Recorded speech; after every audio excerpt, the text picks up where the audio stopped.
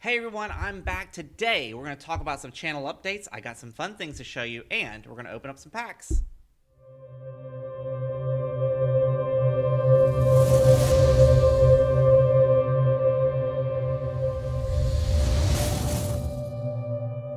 Hello everyone, and welcome to the Poker Card Quest, where we believe that collecting is an adventure, and adventure more fun when shared with others.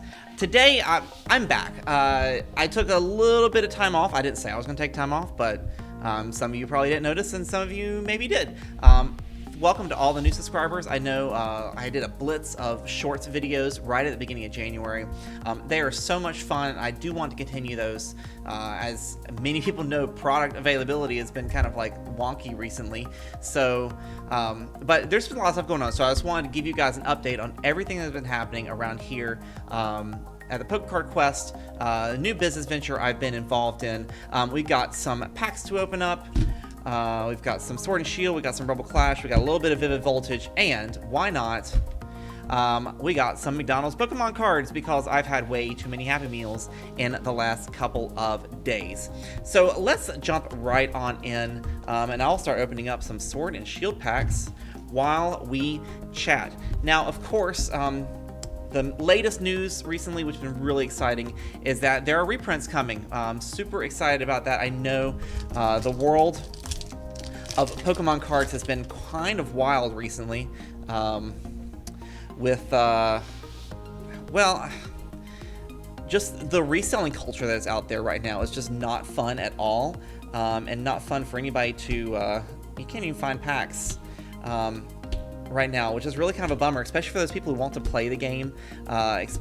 You know, this hobby is going to be great for those of us who are collectors, and we've got, all right, Zacian V right off the bats.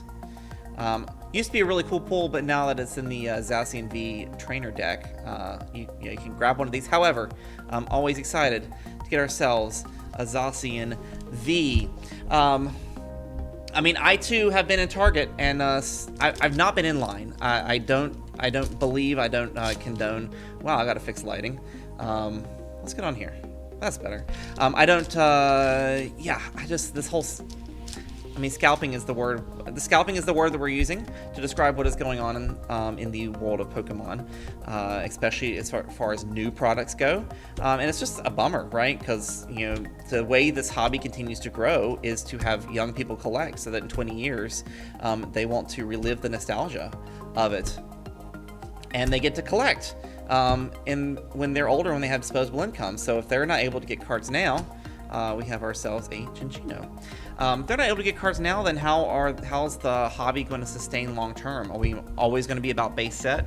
We're not going to talk about Logan Paul because that's, as SM Pratt says, we have to adapt to the changing culture, the changing world of the way the kind of the secondary market is going, and we'll continue to adapt and move on and adjust collection goals as needed. So speaking of collection goals, this is a very stream of consciousness. I apologize for kind of how chaotic I am at the moment. My collection goals, we are still looking to get binder sets of every English printed set. That's kind of something I really want to continue doing. Milcery, a Growlithe, Impidimp, Arrokuda, and Galarian I don't know how to say that. Renegurus? Binder sets of all the English cards, and then I've kind of recently. So some of you may know I did a video, August, September, looking at unnumbered Japanese promotional cards, and it was and still is going to be a series. In fact, that is kind of a direction I would like to go with some of the content on this channel. Instead of it being like 10% of the content being this promotional card stuff, I think I'm going to like increase it to like 30 or 40 because I think that's really an underserved area of the community. And I definitely want to get more of that going on. Litwick, Shinx, Roly-Poly, Applin, Electabuzz, and we got ourselves a Phalanx V. Nice. Yeah, so I've been really getting into Japanese cards. So, you know, I'm actually starting a collection of PSA Japanese cards for myself. These are some that, 3 of these I've graded myself, 1 I purchased graded. I want them in slabbed, I want them encased. I don't necessarily need them. I'm not really looking for high grades. Like, it's not necessary for me. I just like the way the case looks. I was lucky these came back 10s. These are more modern promos. Eevee dressed up as Sylveon. This whole set's like out of my price range at the moment, but I was lucky to grab that early on before the prices went crazy. And then PSA 6, like that was a very affordable card for me to grab, like $20. 1998 unnumbered promo from the Asobi Kata kind of set of cards. You know, that's the how to play Pokemon like books that they had promo cards that were put into them. I know it's only 4. This one's got a cool hollow pattern. I like this. So we can get this in the camera. Yeah, the whole card's got like a hollow bleed to it. Pretty neat. This I'm going to adjust the lighting. Yeah, so that's pretty cool. That's what I'm getting myself into as far as a collector. Getting a lot of Japanese promotional cards. A lot of them are sitting at PSA right now. I mean, they're not high value cards, so I'm probably going to not see them until the end of this year because PSA. Vivid Voltage, look, some of you probably haven't even seen this in stores. I haven't seen it in stores. I think I bought this in December and just been sitting on it, waiting to open some packs for you guys. Or a friend of mine was like, there's 4 packs left, like buy them please. I haven't opened packs in so long. Yeah, so that's where we're at with that. What are we talking about? McDonald's is crazy, but please don't pay scalper prices if you can avoid it. I'm sure McDonald's is gonna have plenty. I know my local McDonald's, I actually DoorDashed 4 Happy Meals because you have to get 4 Happy Meals to supplement for the 2 combos you normally get from me and my wife. And what was I saying? Oh, and only 2 of them had cards in it, and 2 had the previous toys. So like they're clearly. Oh, a Steelix fee. We're like doing not too bad. So they're clearly limiting how many Happy Meals a single family can get with toys in them. I wish they told me that before I DoorDashed, but that's okay. It's okay. I'm not going to, I definitely want to make sure that everybody's got cards. It's kind of an interesting conundrum, right? Because you want the cards as a collector, you want the whole set. But you don't want to support or condone is the right word, maybe, people who are buying cases or 300 Happy Meals and not eating the food. I mean, some people are actually giving the food away, which is kind of nice. But still, like, does that leave stuff for the other kids who want the cards? I don't know. Well, the promotion is technically only running a month, so like, will you be able to get your whole collection if you don't buy like 50 Happy Meals? It's taking an average of like 50 or 60 packs to get a master set. In other news, I've changed my setup. I'm now using the overhead camera, and I'm actually wondering about the focus on it and the speed of the motion. I'm not Electros. Great. So we may have to rethink this one. But trying to up the quality around here, using some old live stream stuff that I had. Speaking of McDonald's cards, using some old live stream equipment that I had, definitely wanted to get up the quality and ease of creating videos. So let me know in the comments below if I achieved it. Oh look, this is actually my first one opening. These are cool. So we got ourselves a Hollow Charmander. I'm sorry, I got to adjust lighting. I know I should have done probably more test videos. But, and a Froakie. And a Chikorita. And a Turtwig. So, pretty neat little set. These are super fun. 25 hollows, 25 non-hollows. Pretty cool hollow patterns, pretty exclusive, as far as we're aware. Exclusive hollow pattern to McDonald's. But yeah, 25 cards in the set.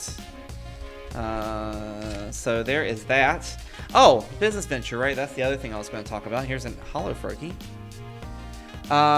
So a lot of you know, if you've been watching these videos, I sell all my extras on TCG Player. I try to have the cheapest prices on there to try to recoup some of the costs of running this channel and these products that we buy and my collecting habits.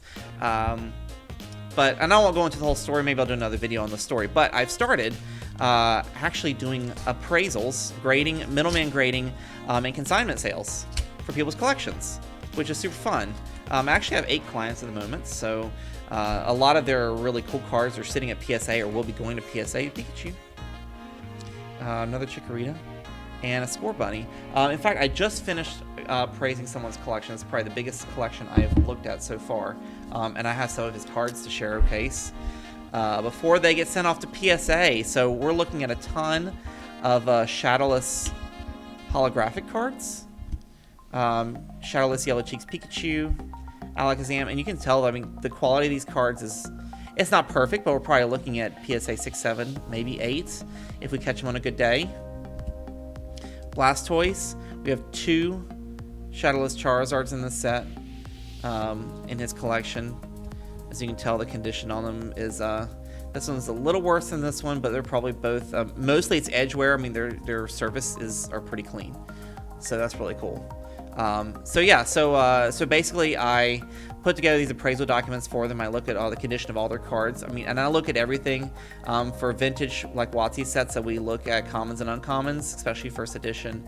Gyarados, Mewtwo, Ninetales, Poliwrath, Venusaur, Zapdos, Pikachu, Flareon, Kangaskhan, Mr. Mime, Scyther, Vaporeon, Wigglytuff, Electrode, Nidoqueen, and I'm skipping some Lapras, Ditto, Haunter, Zapdos, and a Dark Gyarados, which is actually in really, really nice condition card.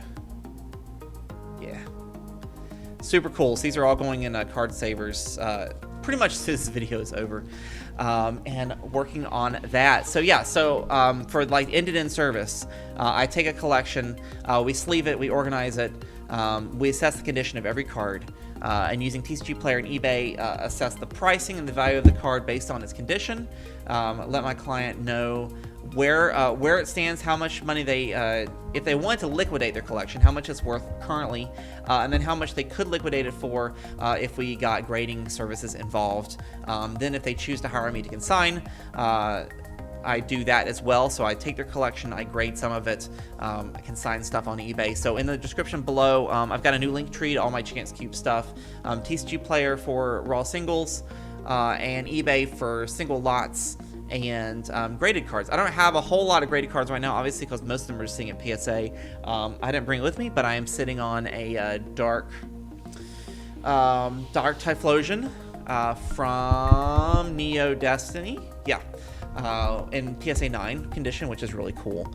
So that has been a lot of fun to help out people with that. And then, of course, they get all the money from those sales, and they can take the money out whenever they would like, which is, I think it helps them, especially most of my clients are not into the hobby. They're not watching these videos. They're not watching SM Pratt.